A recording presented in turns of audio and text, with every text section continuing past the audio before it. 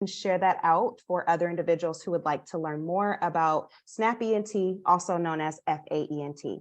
So we'll quickly review what has transpired prior to scaling SNAP-E&T. We'll do a program overview of SNAP-E&T and then end with talking about how you can become involved in this program.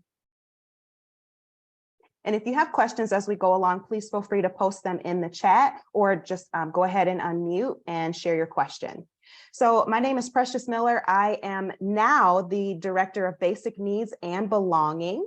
I also work alongside the Executive Director at Michigan Community College Association, Erica Oriens. And so we will be your two individuals who will point you in the direction of getting your questions answered regarding this program. So a quick review. Progress that has transpired prior to SNAP-E&T has really been centered on supporting the basic needs of students. And we had a program or an initiative starting in January of 2020, ending in 2022, called My Best, which stands for Building Economic Stability Today. And during My Best, we charged institutions with scaling 4 different pillars of practice. And that first pillar of practice is understanding the basic needs of students.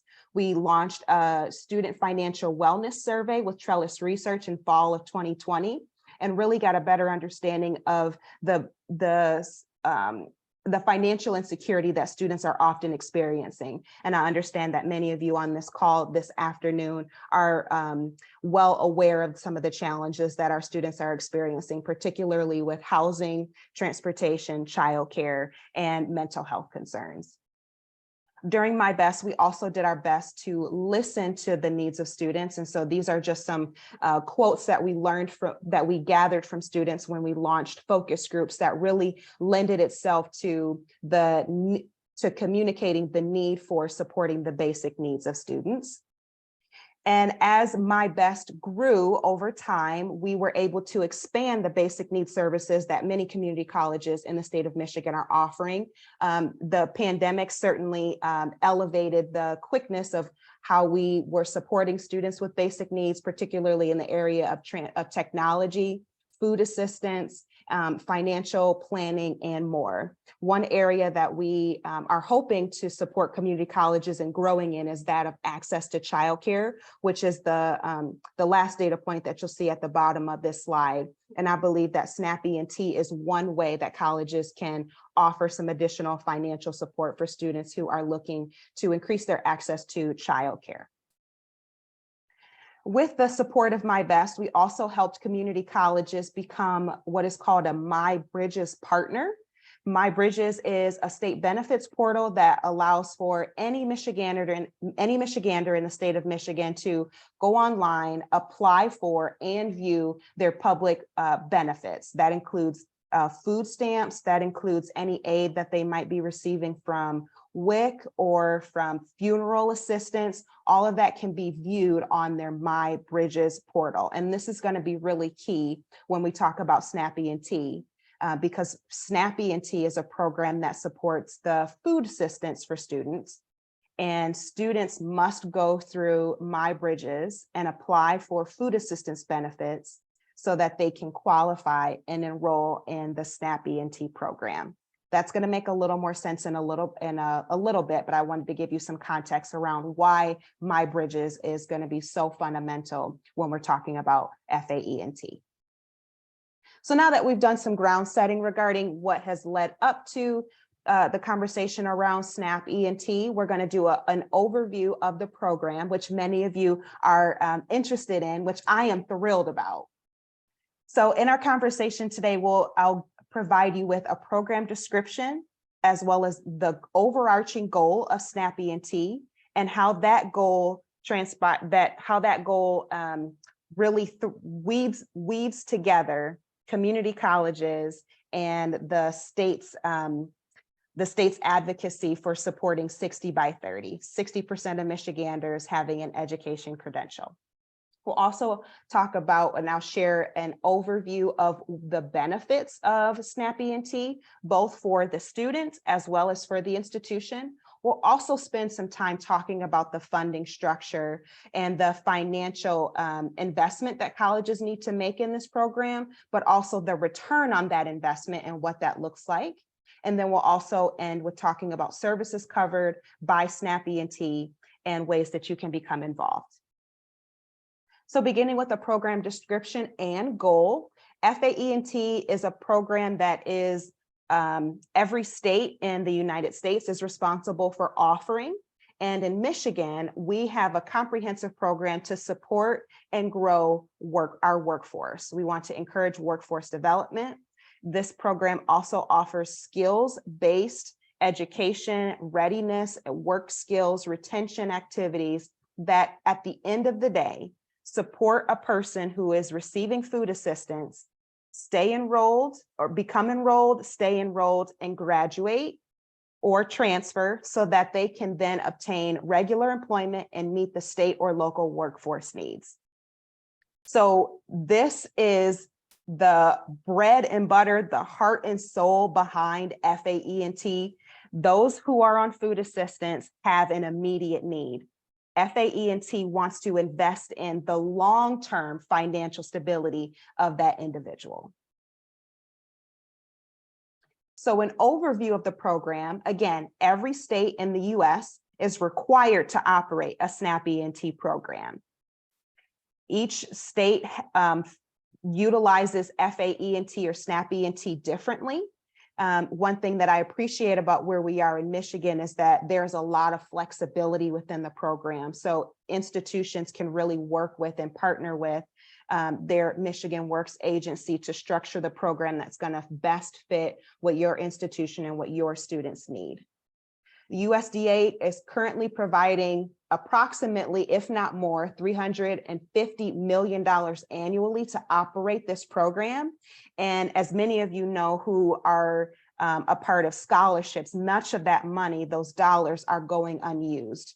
There is a particular spotlight on Michigan right now as we're continuing to talk about Futures for Frontliners and Reconnect students and supporting those students and maximizing the dollars that are available for those students, as well as every student who's currently on your college campus who's already receiving food assistance or perhaps are eligible for food assistance benefits. They just have not been enrolled. And then the last point I'd like to offer is that, again, states have considerable flexibility in designing this program to meet the needs of your students.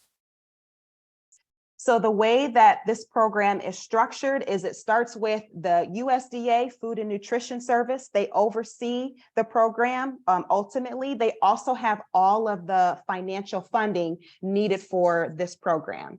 What USDA does is they funnel that money and they oversee the state plan and how the state is choosing to run the SNAP-E&T program with guidance from FNS. So FNS partners with MDHHS, they oversee the state plan. They also funnel the funding to MDHHS. MDHHS shares the state plan with LEO, Workforce Development, or LEO is Labor and Economic Opportunity.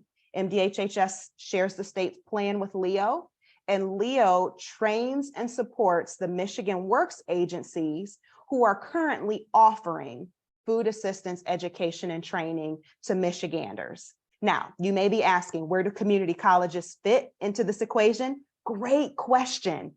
Community colleges would fit right underneath Michigan Works. We don't currently yet have a community college who has become a provider, a plus provider, and has partnered with the Michigan Works agency.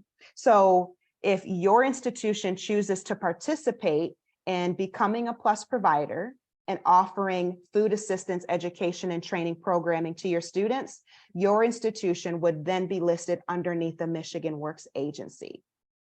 The community college then, if we looked at this in a reverse, community colleges would communicate with their Michigan Works agency that, yes, this is a program we want to do.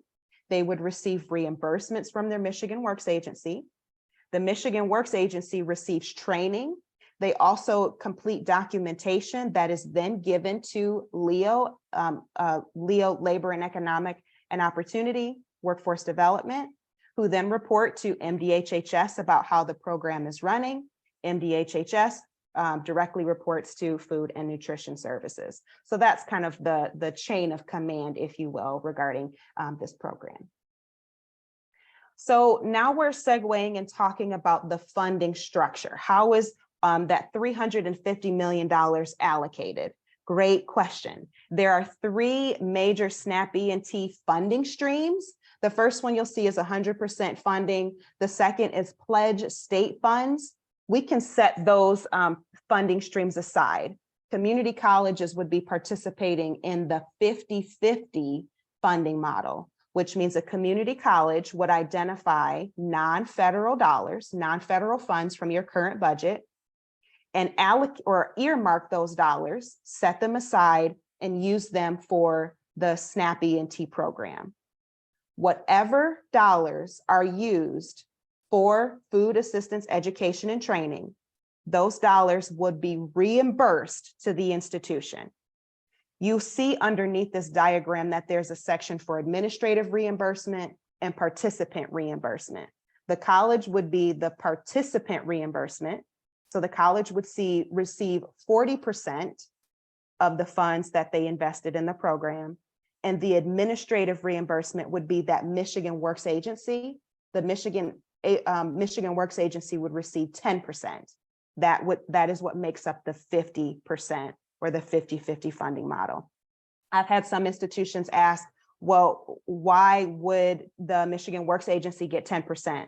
They would get 10% because of the administrative tasks that they would do and partnering with the college, also completing any paperwork on the college's behalf.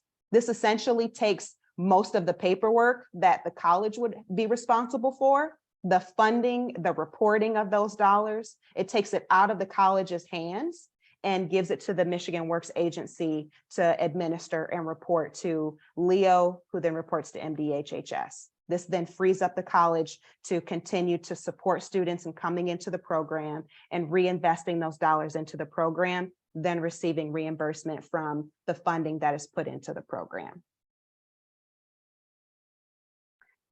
So this is what this is a snapshot from Oregon community colleges who participate, who are currently PLUS providers and offering FAE&T at Oregon community colleges. This, the orange line at the bottom is the financial budget for Oregon community colleges. It's stagnant, it doesn't change. Very rarely does their state invest in their community college, similarly to the way that Michigan does with Michigan Reconnect and other programs of that nature. So Oregon was really looking for ways to diversify their income.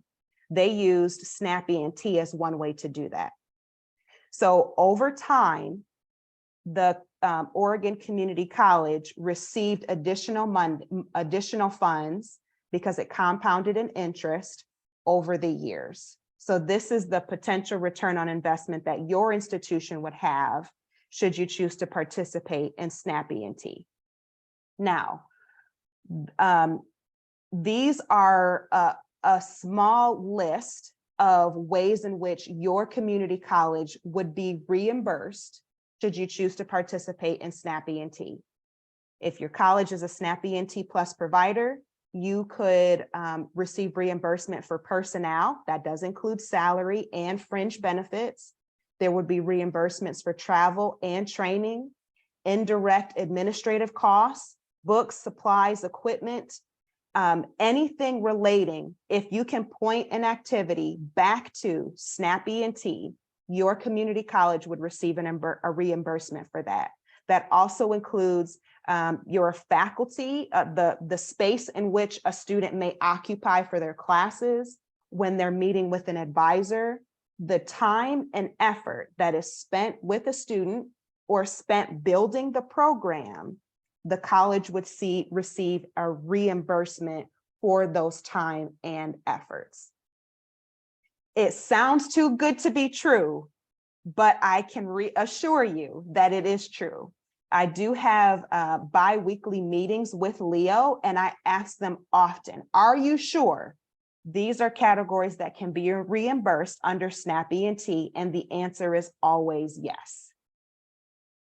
Now, these are some benefits for the student. Let's say you have a student enrolled at your local community college and they are currently receiving or are eligible for SNAP food assistance benefits.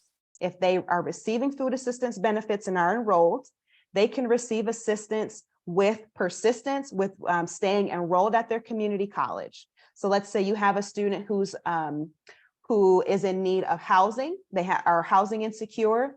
SNAP-E&T can cover housing assistance up to 2 months. This also includes utilities for the student up to 2 months. Students experiencing trouble seeing in class, they can receive an eye exam and glasses. Those are funds that can be given to the community college from SNAP-E&T. Students experiencing transportation issues, they can also receive vehicle repairs. Now, this is one that I've gotten lots of questions about. Some institutions are always curious about what is the maximum amount that a student can receive. Up to $350 can be given to a student for vehicle repairs, but I have not been given a solid answer on the maximum amount for things like gas cards. So if the service that is offered to the student is reasonable and necessary for them to stay enrolled, it can be covered by SNAP-E&T. That includes any dental care. I have not been given what the maximum amount for dental care. So let's just say dental care for the student is covered if it's reasonable and necessary for them to enroll and stay enrolled and be able to focus and completely engage in their educational environment. That also includes any physical concerns or physical cares. Those can be dollars leveraged from SNAP-E&T. And these are all service or financial supports offered to the student because the goal of SNAP-E&T is to increase the workforce and to make sure that individuals are entering the workforce, are gainfully employed, have the training that they need to participate in their workforce, in their career field. So it all points back to the goal. And this is the same goal for FNS as it is for a community college. These are some additional services that are also covered by the FAE&T program. Ones that I like to highlight would be legal services, training materials, textbooks, supplies, and tuition. There have been other individuals who have participated in FAE&T. There was a nursing student and they just needed to complete their last class, the last class they needed, or their testing after they graduated. And both of those were covered by FAE&T. It also includes work and training tools. So if you have a welding student who needs equipment for class, those services can be covered by FAE&T. If you have a student who's getting ready to graduate and they don't have any interviewing clothing, those clothing costs can be covered by FAE&T. This is another infographic that captures another way of how you can look at SNAP-E&T. It also further details what the student would be responsible for. The student would be responsible for indicating that they want to participate in this program. The student would be responsible for applying for food assistance benefits because that is the prerequisite to participate in the SNAP-E&T program. Once the student is enrolled, they are eligible for all of those lists of services that I listed on the previous slide. And it's because it falls underneath the employment and training activities of this program, which is the educational programs that you see listed in the middle column towards the bottom. And again, students would receive supportive services to make sure that they can stay engaged in their employment and training activities. So over the last 2 years, I have been undergoing lots of reading, lots of meetings to fully understand this program. And I'm happy to share that I have been joined by a cohort of community colleges in Michigan who have joined me in all of these learning opportunities that we have had with ACCT, Association of Community College Trustees. So about 2 years ago, we started working with ACCT, who has been offering us foundational series sessions to fully understand the SNAP E&T program, and all these community colleges participated. Now, over the last year, starting in December of 2022, ACCT and National Skills Coalition have supported community colleges joining Michigan Works agencies across the state to begin talking about what does it look like to actually operate and house this program at a community college, and what does the partnership with the Michigan Works agency look like in practice. As a result of these conversations, since December of 2022 up until present, the community colleges listed here and myself have been joining National Skills Coalition and the Michigan Works agencies to have these very pointed conversations in what we're calling a provider readiness series. The goal of the Provider Readiness Series is to support colleges in strengthening the foundational knowledge we learned during the foundational series with ACCT, but to also set up the structures that need to be in place to be able to scale this program. So your next steps, if this is of interest to you, would be as follows. You would follow this similar steps that we did as a cohort, but I've done my best to truncate lots of that information to streamline this understanding for you. And that first step would be to review the state manual for SNAP E&T. The next thing that you could do is begin building your team. And your team would consist of an individual from student service, at least an individual from student services, workforce development, and then a fiscal representative, because identifying those non-federal dollars is a key part of this program. The community college is responsible for finding or earmarking 100% of the funds that would be needed to offer SNAP E&T, and then whatever activities, the time and effort that the community college spends in building this out, 40% of those dollars would be refunded to the institution from the Michigan Works agency. The next step, we're on step number 3 here, is to contact your local Michigan Works agency to express your interest in becoming a PLUS provider and begin building that relationship early. Once you are ready to build your SNAP E&T program, there would be things like case management, communicating to your Michigan Works agency the names of the students who are currently receiving food assistance that you would like to make sure are eligible for SNAP E&T, so that the student can begin leveraging those supportive services. And then the next step, after you communicate your interest in becoming a PLUS provider with your Michigan Works agency, is to preview those foundational webinars from ACCT that I mentioned a bit earlier. Once you're completely through those preliminary videos, there's 4 videos in total. There's the Provider Readiness Series that the cohort of colleges and I are currently going through. That's what you would participate in and review. And then as I would be offering technical assistance as needed, supporting you in connecting with your Michigan Works agency, answering questions that you might have. All of that is included throughout these steps. After you review the Provider Readiness Series, there's a tool that you can complete. It's called the PLUS Provider Assessment, which is just a college inventory that asks what financial streams would you be pulling your non-federal sources from? What is your college capacity to offer this program to your students? Those types of reflective questions are asked in the assessment tool. And every question asked would be a question that is also mirrored in the application that you would submit to your Michigan Works agency to become a PLUS provider. And then at the end of all of these steps, you would submit an application to your Michigan Works agency to say, yes, as a community college, we want to offer this program at our institution. We have the personnel, in place to offer this as a supportive service, and we want to move forward. Now, having said all of that, I did sit in a meeting last week and learned that a community college can and is able to submit an application to become a PLUS provider.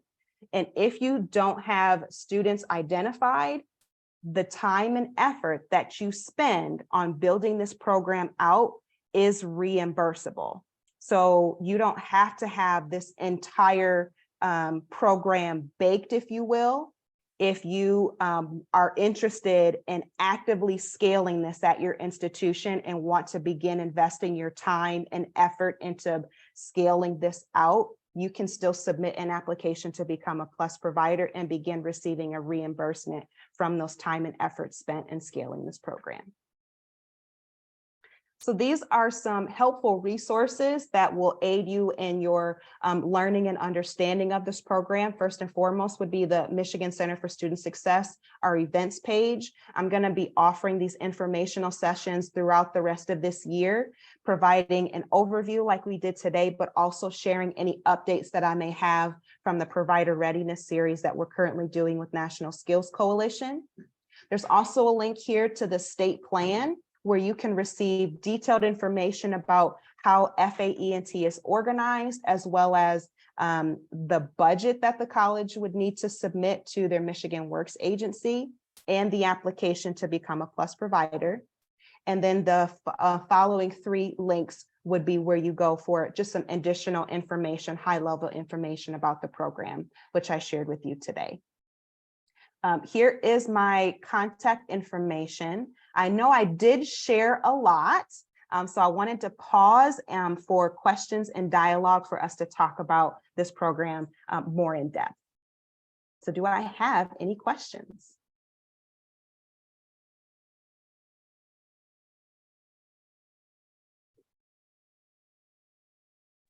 Precious, I do. So is there a ballpark number that you can give us as far as how much the investment would be, or is that individual by institution? It is individual by institution.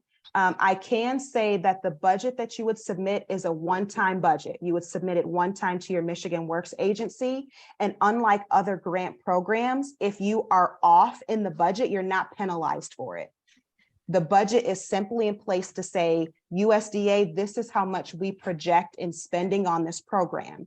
If you don't meet that dollar amount, that's okay. It's actually easier to go below the amount that you budgeted than it is to go over it. USDA just honestly, they want to know how much money they need to set aside for your institution, so that when that reimbursement is submitted, they have the money available to you. Okay, thank you. You're welcome. From Oregon, the learnings that have taken place in Oregon, I want to say they started with about 100,000 and projected supporting 15 students out the gate. The first semester was the most challenging semester, just because there's a lot of learning and partnership and communication with your Michigan Works agency. But again, your college wouldn't be penalized for not meeting the budget. I see something came through in the chat. Let me navigate over there. How do colleges typically identify students who are receiving SNAP benefits? Great question, Rhonda. Each college is responsible for identifying students. Typically, this happens through, it could happen through a variety of ways. The ways that you might have in place right now would be your early alerts. That could certainly be one way to identify eligible students. You could also start with a cohort of students or a small pocket of students.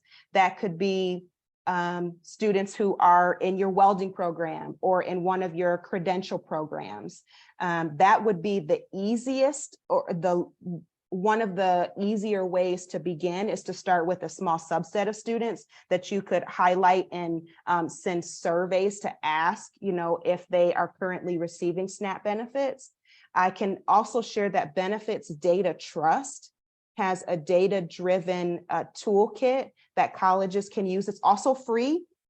The toolkit offers strategies of ways that colleges can increase their communication to all students. on communicating whether or not they're eligible for benefits, and then connecting to that student so that they can apply for the food assistance benefits they're eligible for. Because it's often that students are eligible, they either don't know that they're eligible or don't know how to apply.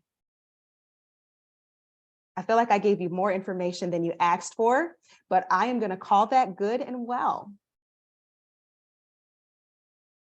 If you are interested in scaling this program, I would be happy to set up or schedule a one-on-one conversation where we could talk more specifically about your institution and what a natural next step would be for you to scale this.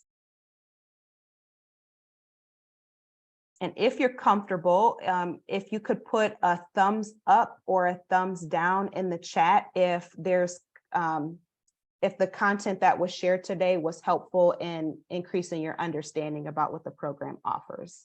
So thumbs up if it makes sense, or thumbs down that there's some room for improvement. That would be helpful feedback for me.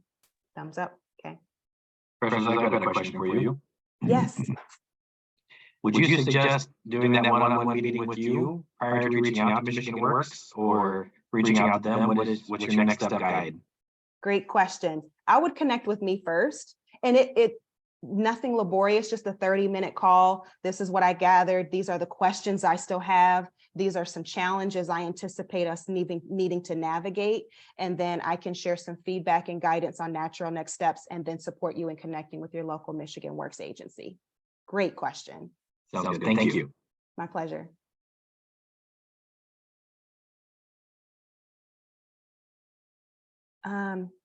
Any other questions? This may be the fastest webinar you have ever attended on a Tuesday.